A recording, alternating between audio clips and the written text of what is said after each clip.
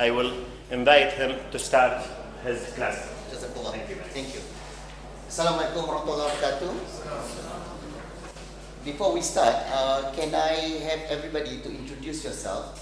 And I understand everyone is from the MBA program, because this will help to contextualize the topic. Because when we talk about human capital, it cuts across all industries, all types of occupation. The second thing I need to ask is that, is everybody understandable with English, or if anybody have a problem with English? If you do, yeah, it's okay? Excellent. If you have a problem, one of the person, what I do in Uni 10 or University Tenaga Nasional is that I also have a lot of Middle Eastern students. And one of the things I do in class is that sometimes when the concept is not understandable, I ask one of the students who understands, and then he will explain in Arabic, translate in Arabic. Okay? So if you don't understand the concept, let me know. Then one of you could help to explain the concept better, because that helps in learning. So may we begin from here. Introduce yourself. If you're working with what company and what position? My name is Ahmad. I'm in charge pharmacist. I work in a community pharmacy. Okay. And started as semester at the MBA program. Okay. So a pharmacist. Okay. Thank you. My name is Zainal. I'm agricultural engineer and now I'm studying MBA. I'm working as a credit officer. Credit officer. Okay. Before 6 months, but now I'm home. Okay. So now you're studying full time. Okay. Excellent. Thank you. Yes, sir. My name is Program Accounting. Just So you're a full-time student also. Thank you. My name is Ahmad. I am a senior accountant in Georgia company. I'm accounting master. Accounting. Excellent. Thank you. Yes, sir. My name is Zainal, program accountant. I work in that. Thank you. Yes, sir. My name is Karim Saeed. I'm agricultural engineer. I'm working as a sales manager. My program is MBA in second semester. Second semester. Yes. Thank you, sir. My name is Yasmin Hassan Abdullah Maslouhi. I have studied English literature, and this is the second semester for MBA. Actually, I'm working in Al Khalid Hospital. And how's it? Yeah, Yes, sir. as an administrative officer. Administrative officer. Yes. Thank you. Excellent. Yes, My sir. name is Sama Mazen. I studied business administration and I'm a full-time student. Full-time student. Okay. Thank you. Do you have any previous work experience? No. No. Thank you. My name is Muhammad Zoudi. I'm working pharmacist. Pharmacist. Total quality senior manager in Pharma International. Okay. Second semester Pharma MBA. And MBA. Thank you. My name is Ala Manasra. This is second semester MBA. I'm a full-time student. Thank you. And I'd like to introduce my son, who's here to help me to take pictures so that the university knows I'm teaching. Zul, why don't you introduce yourself? my name is Zulfawli. Now I'm doing masters in mechanical engineering in Malaysia. Thank you. Yes, sir. I'm a doctor of these students. Oh, sorry. Thank you. Yes, sir. My name is Mahmoud Hamdan. I'm working as a financial manager in a Rashad company. Financial manager, thank you. My name is Rawad Hamid. I'm a full-time student, MBA. MBA. My name is Ruba Shawarba. I work in the Royal Hashemite Court, senior officer accountant. I studied accountant. My master MBA. MBA. Thank you. My name is Majd Sabah. I work in Jordan Motorcycle Club as a marketing manager. This is the third semester for me. Third semester. Now the MBA program is how many semesters? Four. 4 semesters. Almost done. Yes. Inshallah. Inshallah. Good. Yes, sir. I'm Yazid Hadid. I'm working in Royal Hashemite Court and Royal Hashemite Documentation Center. I'm at last semester in MBA. Last semester. Yes. And you have a project semester? Project paper? Okay, excellent. Well, now the reason I need to understand where you're coming from, and I heard that we have pharmacists, we have accountants, we have people in engineering. When we talk about human capital management, they mean different things to different people. Yeah? So that is the first thing that we need to understand. And I understand you can relate this topic to many other topics. I'm not sure how your MBA is structured, but you can relate human capital to accounting, to human resource, to any of the different disciplines that we teach in the MBA. So the topic I'm choosing today, which is human capital development, accounting for people, is related to accounting as well as in human resource management, and you will see in a few minutes. And also, this is in relation to the keynote that I presented at the conference recently. And what I've done is, on here, I have saved 5 papers, all related to today's topic, and tomorrow I'm going to give another lecture, a different focus on this human capital issue, so that you're welcome to use the material. So if you need to download it, it's all in here. And you do not need to take notes. You can just take the notes from the website. Sorry, not the website, the desktop. A little bit about my background. I am the Deputy Dean for College of Graduate Studies and the head of the Graduate Business School in Unit 10. Unit 10 stands for University Tenaga Nasional, or the National Energy University. So our focus is in terms of creating new knowledge and also new products in energy for Malaysia. And recently I received the Anugerah Akademik Negara, or what we call the National Teaching Award. That is a lifetime award for teaching. And previously, I was also a recipient of the USM Outstanding Educators Award. Again, the reason I'm sharing this with you is not to show off, not to be proud of myself, but to share with you where I'm coming from, how I can help you in your MBA program. I'm also an Associate Fellow of the Academy of Sciences Malaysia. Now what that means is that for people who came through the business background, our background is not sciences per se. I am one of those Associate Fellows who was inducted into the Academy of Sciences. My role is actually, when we talk about engineering, when we talk about pharmacies, my role is to discuss the social impact of what you do. So when you talk about pricing your pharmaceutical products, how does it affect the people? Will the Jordanian people be able to afford your products? Same thing with engineers. The kind of things that you're doing with, I think agriculture engineering, you're trying to create new techniques in terms of enhancing your agricultural industry. How is that going to affect the society? How is it that from your activities, are you going to make it sustainable, or are you going to make it more polluting the environment? So these are things that, again, I'm brought into the National Science Academy to ask the question, the social impact. Yeah? Same thing, when you are doing your MBA, as future business leaders of the country, you have to think about not only the financial impact of your work, but also the social impact. You want to create new housing environment, or new housing estates, as we call it. How is that going to affect the society around it? I have been lucky since I came on Saturday until today. I have traveled from Irbid down to, not yet Akabal, not yet, almost there, to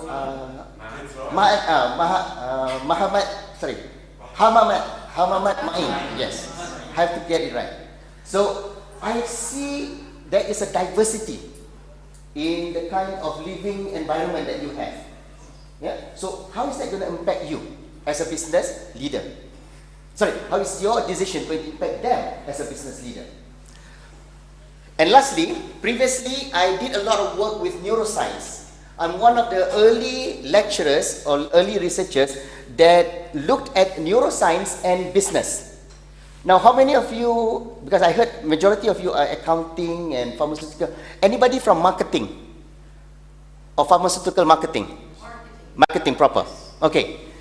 When you look at buying decisions, when you look at how people behave in terms of their purchase intention, what goes on in their mind? How do we influence them? Can you explain it? When you look at, for example, you and I, we go shopping at City Mall. I want to understand your behavior, why you chose that brand versus another brand. Can you explain it? Yeah, sure. How? If it's the price is suitable for me, if the brand is, if I need the brand, I'll take it. And if the price is suitable for me, I'll take it too. Right. And I will look if there's any alternative brands also. Come with my choice, I'll take it. Okay. So you are actually looking at behavior, Yes. correct? Exactly. When you look at neuroscience, we are looking at how your brain reacts in terms of decisions. For example, between Coca-Cola and Pepsi, if you drink those two drinks, which one is better? Or which one do you like? Pepsi or Coca-Cola? Why? More popular. Okay? Again, you're still explaining it behaviorally. When we do it neuroscience, what we do is we put your brain to the EEG machine. We can even put you under MRI. We want to see, there you go. We want to see when you say that Coke was better or Pepsi was better, did anything change in the brainwave? Yeah? In that, remember when you have TV advertisement? It's only a few seconds, right? In that few seconds, how does it affect the buyer? A picture. In your mind. Yes. But you cannot explain it behaviorally. So neuroscience allow you to go into people's brain and explain the phenomenon. That's why now, many marketers in America, this started in the year 2004, many marketers in US, Europe, and now even in Malaysia, we are using neuroscience to explain people's behavior. Now, I don't have any example of brochure. You know what a brochure is, right? For example, the conference information. When you look at any piece of brochure, any piece of advertisement, yes, thank you. Again, because all of this will discuss about your human capital in a few minutes. I like this. When you look at this brochure, and you look at this, will you buy this product? Let me ask you this. When you look at this, what is the first thing that comes to your eye? What do you see? The color. Okay. What else? The picture. Okay. For the ladies, when you look at this, what do you see? What is the first thing that attracts your attention? The picture itself. The picture itself. Okay. And then, anything else? No, The design. Okay. Color of the page. Same thing, the color of the page. Okay. Anything else? The name is The brand. Okay, there's something stuck there. What else? Now, topics. the topics. Yes. Now, is this attractive? You can say yes. You can say yes. I love my shopping partner. What's attractive about this? The butterfly. She is focusing on the butterfly. Now, if I ask the person who designed this, what is your intention? What do you think that person will say? Her skin should be clear because he is selling a product for cosmetics for the faces. Yes. He's selling hope, he's selling beauty. Yeah. But she focused on the butterfly. Did he miss his target? Not really, not really. Each one of us have his own thinking here. Right. That's what neuroscience come out to prove. Because what we do is, every one of you will be presented what we call an eye tracker. We will track what is the first thing that comes to your attention on any piece of advertisement. So from there, we can see whether is it the butterfly or the face. Yes. So you use or we use neuroscience to actually make a science out of marketing. Yeah? So that's why I'm interested in that. Thank you. How come you have beauty Brochure. Ah, okay. That explains it. All right. Now, let's talk about human capital and personalize it. When we talk about human capital, all of you, I heard, are employees and some of you are full-time students, never worked before. That's okay. But imagine, if you are an employee, for those of you who are working, can you calculate,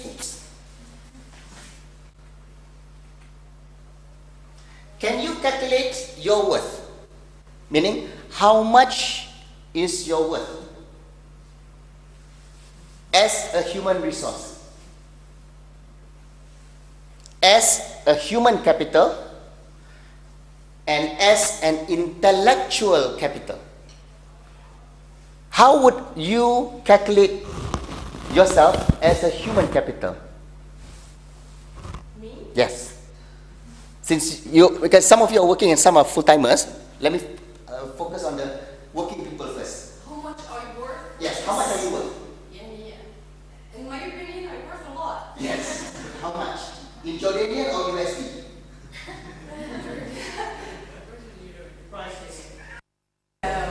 In percentage, you mean? Is there a percentage or total amount? Or for example, if I want to say, how much do I have to pay you annually? Annually? Meaning? Oh, it depends. It's in your salary or in my salary? It's you. Because right now I'm asking you.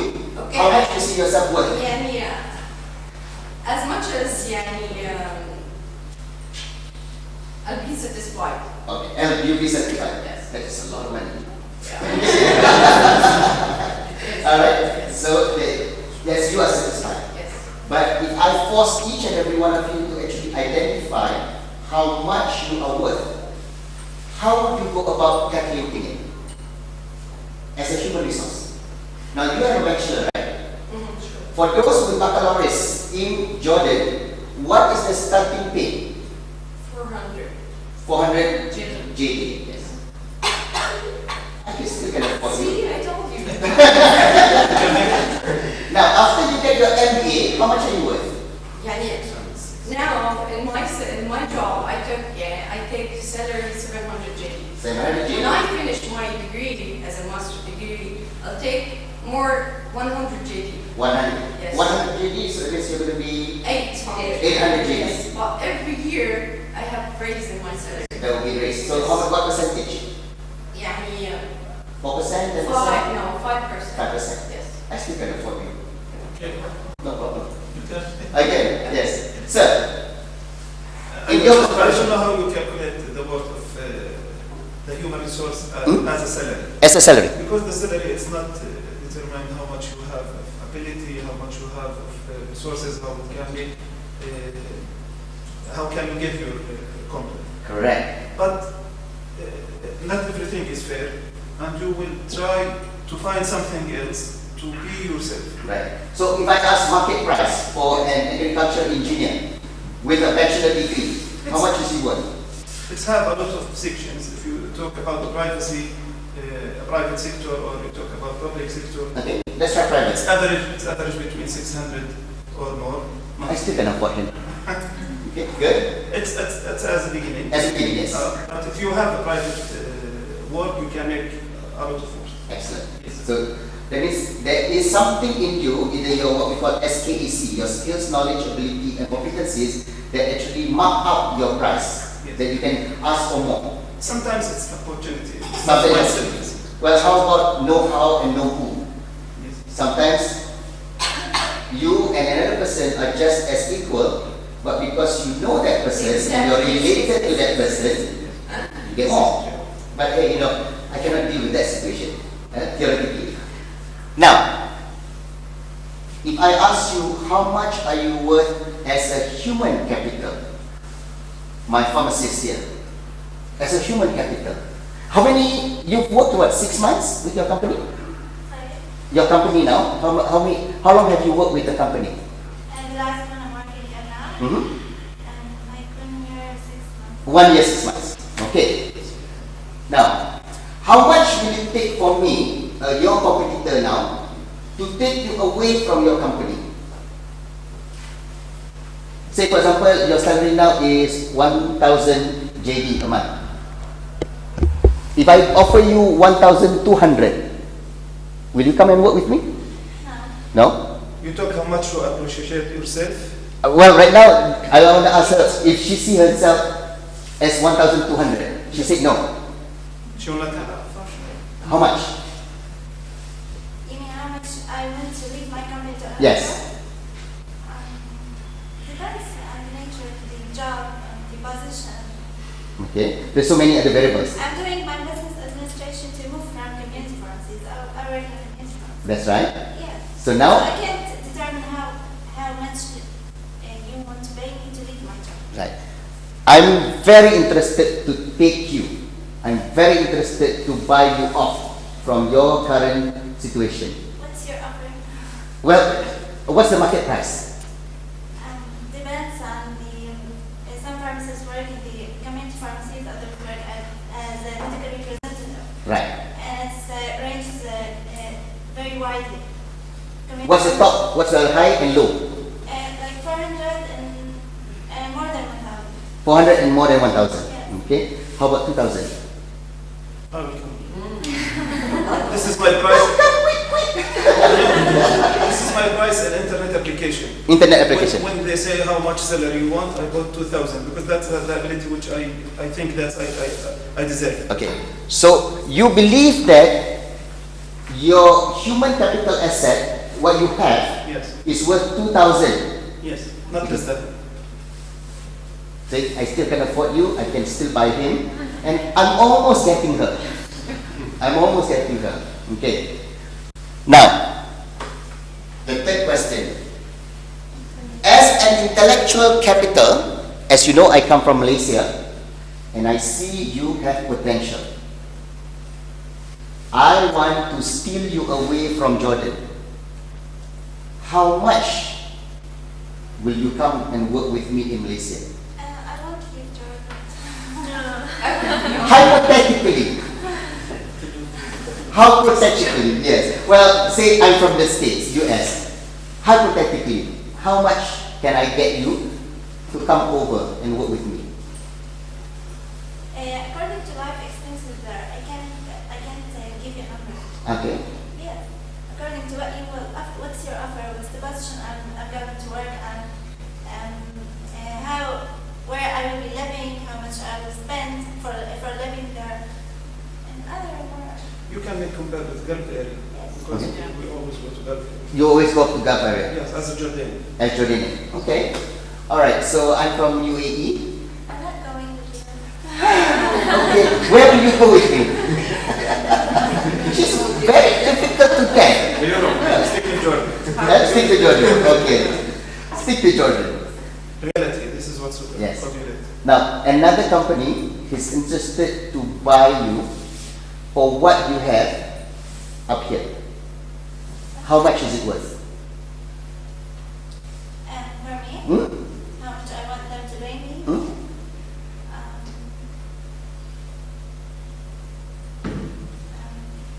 It can be lump sum, it can be I monthly. can't give you a number. Okay, calculate. I need to see the offer and then decide if it's worth it to change my job or not. Okay, so on my part, I will do my homework. I will calculate.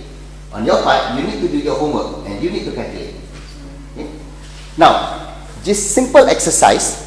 Can you see the difference between what is a human resource, Yes. human capital, and intellectual capital? What's the difference?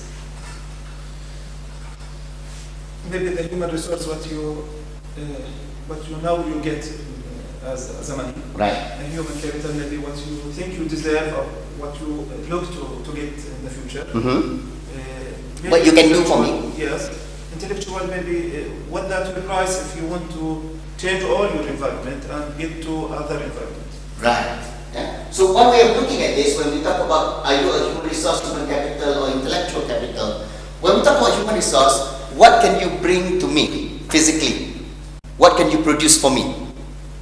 When we talk about human capital, what's the potential? I get. Oh, I know. that we get, or I get, by taking you and work with me.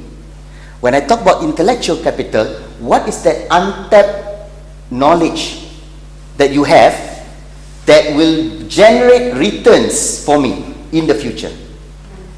Okay, so that's the difference between these three concepts. And a lot of times I see people just say, oh, you're talking about human resource development and human capital development. They're the same. They're not the same. And it has implications. Because, for example, if you want to calculate how much you're worth, you can go to this website and you can actually calculate. But again, this is based on, if I'm not mistaken, it's Australia. You might want to find a similar one for Jordan or the Gulf area. Yeah? How much you are worth now. So if you are being paid 400 and the market price is 7, you know that you are undervalued. Yeah? So I hope that by the first segment of our talk here, you can see now who you are as a human resource, as a human capital, and more importantly, as a intellectual capital. Because Jordan has how many universities? Total? 7 million? No, universities. How many universities? More than 24 universities. You have 16 or 17 public universities, plus and minus 8 more private, if I'm not mistaken, about 22, 23, or 32, I'm not sure. 20. About 20. Okay, find out, that's your homework for tomorrow. Yeah? Jordan is generating a lot of intellectual capital, but are you capitalizing on it? No. Okay? It's the same question we in Malaysia ask. We have 22 public universities. We have 400 private institutions, universities. We are generating so much intellectual capital and human capital, but we're not utilizing it. We're not maximizing it. I will tell you the problem in Malaysia. What's the problem in Jordan? Why are we not maximizing it? Why are you not utilizing your human capital in Jordan? Competition. Competition. Yes. Okay. From whom? Because we are a small country and a lot of graduates. Okay. Therefore, the graduates tend to leave. Yes. For better offer. You see just now the Gulf region, because they can afford to pull you. So there goes the human capital of Jordan. Some of you will go for the money. That is human resource. Some of you, they saw your value as human capital. Some of you, they will pay top dollar for your brain, the intellectual capital. Okay? So, once we get this concept clear, in my discussion with you today, I don't want to call it lecture because we're going to discuss. Let me give you the big picture and then the human capital definition. After that, let's look at the complementary capital. Because what are other aspects that you need to consider when we talk about, because you say depends on, you keep saying depend. There are other factors that I have to consider in order to attract you as your competitor. Now, what is accounting for people? How do you account for these resources that you have? Be it capital or human resource or intellectual capital. Because many times we take for granted, we don't appreciate what we have until you leave. That's the problem in Malaysia. The year I returned from the States, I worked there for 11 years. United States wanted to buy me off. They did not want to let me go because I was studying, doing my PhD, and they saw that I can help them to solve some social problem there. They were willing to pay me off. I said, no, I want to go back to my home country and I need to do some work to help develop my country. Okay? Some of us may not be willing to do that. Not interested to do it. Not interested to do it. Why bother? Talk about themselves. Yes. Yeah. So, when we talk about accounting for people, when I come back to Malaysia, the opposite. They take me for granted. And I'm like, I should have just stayed in US. You know? You should. You should, yes, thank you. But it's too late now. It's too late now. So, what is accounting for people? And then, what is the task force recommendation? There was a task force that was set up, and what did they recommend? And lastly, why should human capital management be reported? Now, I'm not sure in your organizations, your company, do you report your HCM, your human capital management, in your annual report? But first question, do you have an annual report? No. You don't have an annual report. Any of you work in a company that has an annual report? Yes. Okay. Is there a section called human capital management? Some of them. Some of them have. Okay. Not all. We will discuss why you should report it or should not report it. And lastly, conclusion and question and answers. Alright? So, are we okay so far? Now, when we talk about the big picture, there was a task force that was created in terms of how do you account for people in your organization. This was in the UK, and also we started the same thing in Malaysia. And we looked at what are the people management strategy in the organization. Now, in the past, it was very easy. Because it is a buyer's market, there's many supply, little jobs, people will just take whatever you give them, correct? Yes. Without asking. But now, when you have an option to go to the Gulf region, to go outside of Jordan, the companies in Jordan should be worried, just like what the Malaysians are doing. We are worried because many good brains left the country. Even my university, University Science Malaysia, in the year 1994, when I joined them, I came in and 22 people left the university for better jobs, better offer, locally and worldwide. Their favorite destination, KSA. Yes. Yeah?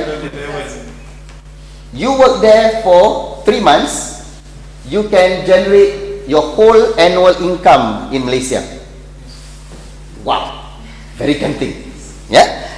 Now, that is the precursor to your human capital management. Along with that, you need to look at your organizational capital. What do you have? What are the? Remember, when in economics you have how many types of capital? You have 3 or 4.